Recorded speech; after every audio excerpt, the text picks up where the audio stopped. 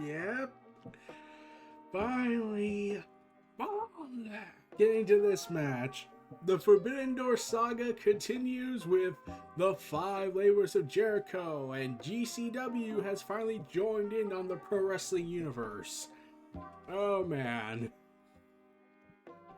There's a lot of stuff about this match, specifically its violent nature, everything, just everything about it, and the questionable stuff that came out in the aftermath, and also about whose idea this was, and also what happened with a certain company, and whether or not WWE had some involvement with this, according to what seems to be the research of a Take It by a Grain of Salt Meltzer, and by also researcher of Dark Side of the Ring, which is saying something, and yet it got no attention in terms of like bigger publicity, in terms of like other news articles. Look, like this is, hey, this guy from Dark Side of the Ring is saying stuff, so should we like look into this?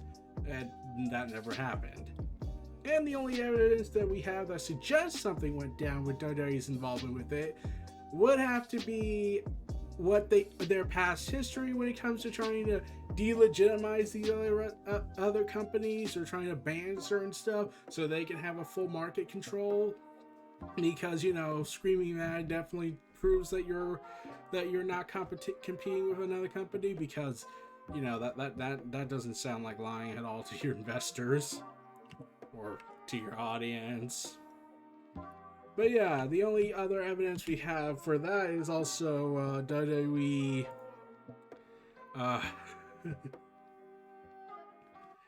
talking about the whole about WWE publishing their revenue report using a site that's not even on the Google News thing, and it wasn't really well known until WWE came in and just was like, oh, let's just do that. Let's repost our record revenue with the site that suspiciously had an involvement with this, and only go ahead and just say that instead of, just having it on your business site or something like that. That was the thing people brought up. So yeah, so they might have something to do with this. But yeah, the violent that is Nick Gage and Chris Jericho, right before the events of Matt Cardona versus Nick Gage, it was announced that Nick Gage would arrive in AEW fighting Chris Jericho under the Labors of Jericho ruling by the cruel MJF, the bastard. Not that bastard, we all like Pac. But yeah, and he had the pizza cutter. That certainly wouldn't tie into anything that led to this controversial issue, and now AEW gained more of the cool factor by fans, because that's just the thing that happens. But oh man. So AEW goes ahead and has this match. Matt Cardona defeats Nick Gage. And also, last but not least, Chris Jericho may have had some help because his Judas song played during that match. So there's no evidence to suggest it was Jericho or Matt Cardona having a way to get in Nick Gage's head. But yeah. The match was what it said, and this was not a lights out match, so this is still counts for Jericho's rulings. So they had a violent, uber violent matchup with Painmaker Jericho returning for the first time since 2019 to take on Nick Gage, because Jericho knows he needs to tap into the edgelord attitude to fight this power. So, yeah. And people were on the subject of Nick Gage being on a mainstream product because Nick Gage's past and what he did in the 2010s, and the subject of whether or not he should earn redemption or everything. I'm not going to get involved in that, but I've seen some people go ahead and bring up, because AEW also brought up how he actually robbed a bank. And yeah, that's pretty. And though everyone keeps like, let's be honest, the industry has a lot of horrible people that did horrible things.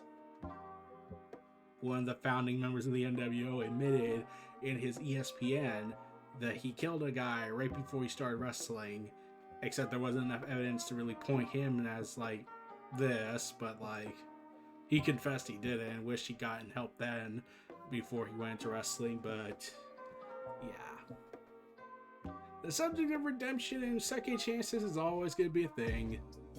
So yeah, we got glass, light tubes, a pizza cutter, and the greatest picture-in-picture moment in the history of wrestling, where Nick Gage does the pizza cutter, cutting up Jericho's forehead, and then we cut to picture-in-picture with Domino's Pizza with the pizza cutter. And that's when everyone suddenly realized, you know, maybe these things aren't really inherently evil after all. And then he does it again during the picture-in-picture. And we get multiple cracks to the head with lightning, with light tubes. We get chair shots, and yeah, and more Nick Gage going through glass. And it's like, okay, yeah, this is the part where I get to say this as a wrestling fan, in my opinion. It's a great fight. It's a great bloody crusade. But Nick Gage, in terms of wrestling is not going to be his style. He's a brawler. He's not a technician. He's not this. And he's in his 40s. And I'm amazed he's putting himself through this. And Eddie Kingston, in my opinion, I disagree with the whole he would thrive in AEW because he can't do the deathmatch style every single time. AEW even pledged that they would not do another no rules match like that ever again unless ratings turn around on that, which they did because AEW's viewership went way up when this match happened because we have our testosterone edge lord nonsense, whatnot. But oh man. This was so, and here's the thing, TNT was informed before the show that yeah, this is gonna get violent, so just be prepared so they don't get in trouble with the network. But yeah, but Jericho wins this match, and he would have his match with Humberto Guerrero, further opening the door and recanonizing WCW's existence, because that's the way. Because this is the way. So. Yeah, Nick Gage in the following aftermath, there's this whole stuff with Domino's and how they're reassessing the situation, and AEW already pledged that they would not do a no rules match like this again. Like, they still will do an lights out match with blood and whatnot, but like, they won't do pizza cutters, light tubes, and glass. At least not at the, unless it's a pay-per-view, in which case they'll piss off the state of Maryland just to get away with it. But it did help them a lot because now people were like, this is Attitude Era attitude, because the Attitude Era was like, well, fuck the sponsors, we'll do what we want, and there will be love for it. And people loved it, even though there's a lot of stuff about the Attitude Era that really doesn't age up well. So, yeah.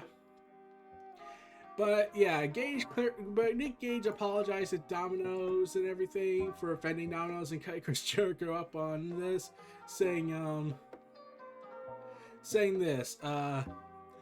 Nick Gage wrote a tweet saying, "I tried to cut Jericho's scalp off. My bad. TMZ. It is what it is. But yeah, thanks AEW and thanks all of MDK Gang and members. We showed them what's up and also started Domino's. Didn't mean to defend you. Guess I'm too ultraviolent for TV. Oh well, all my new fans, come see me at GCW.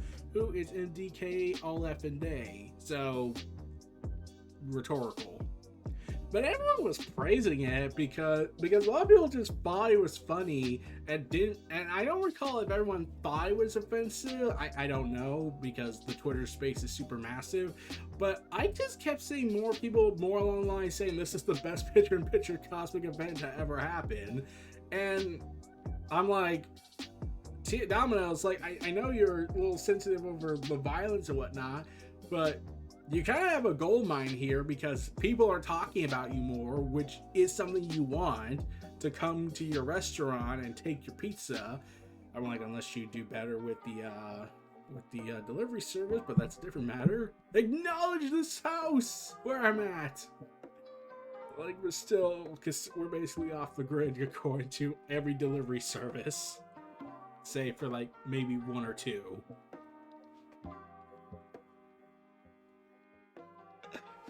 So yeah, that happened.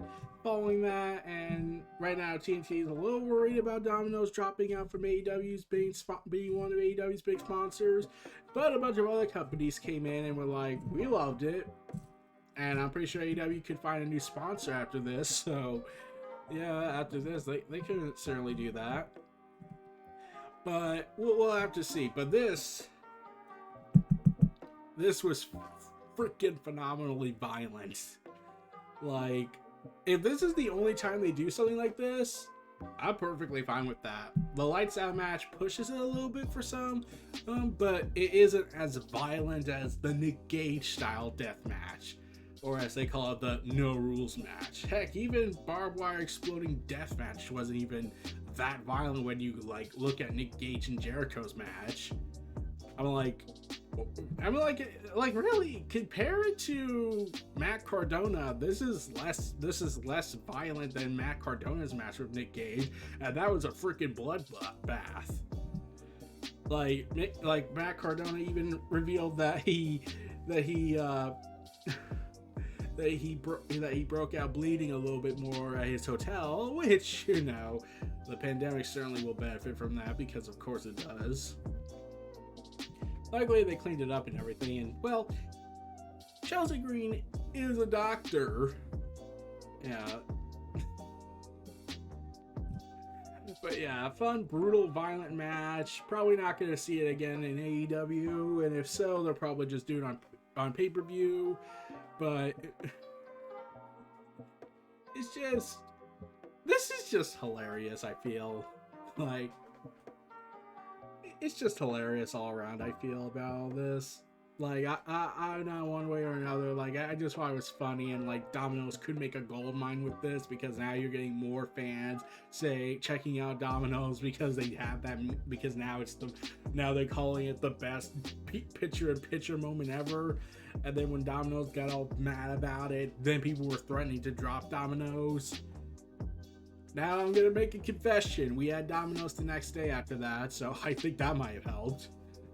And then I heard about the whole drama, and that was only capitulating everything, because only exacerbating everything, because yeah, Domino's is on-hand delivery was miserable. We had to make 2 trips because they forgot to give us certain stuff. Yeah, that was the thing. Oh man, that was not a good Friday. But yeah, and my mom, I think she said we're not gonna go to Domino's ever again. And she's not a wrestling fan. She doesn't watch AEW, but I was like, wow, crazy timing. I don't know if that's really going to be the case, but Domino's, let's be real. As much as I criticize you guys, and I understand somewhat why you're concerned, you kind of got a gold mine here using this, but come on, you kind of have to rely. You have to kind of use this. This is a gold mine right here to continue promoting this. Like, I'm not saying just have Nick Gage on TV and be commercialing it. Like, in terms of having Nick Gage like be in a commercial. Like, if they went that far, I kind of be impressed. How about you have Jericho and whatnot, and use his spikes to go ahead and cut up the pizza, because, you know, the joke that he overthrew the pizza cutter and everything. Like, I know I'm just spitballing here, but yeah, that's just what I found funny about it. But that's about it. We got it. We're done, everybody. This was Neo Reality Entertainment presenting the WrestleVerse, presenting the Painmaker Jericho versus the Death Machine Nick Gage. I know he's not Sami Callihan. I know I called him the Death Machine for that sec, but that was just for the heck of it. So feel free to like, comment, subscribe. Check out my other content in the description below. Stay tuned for more. And MDK all F'n Day.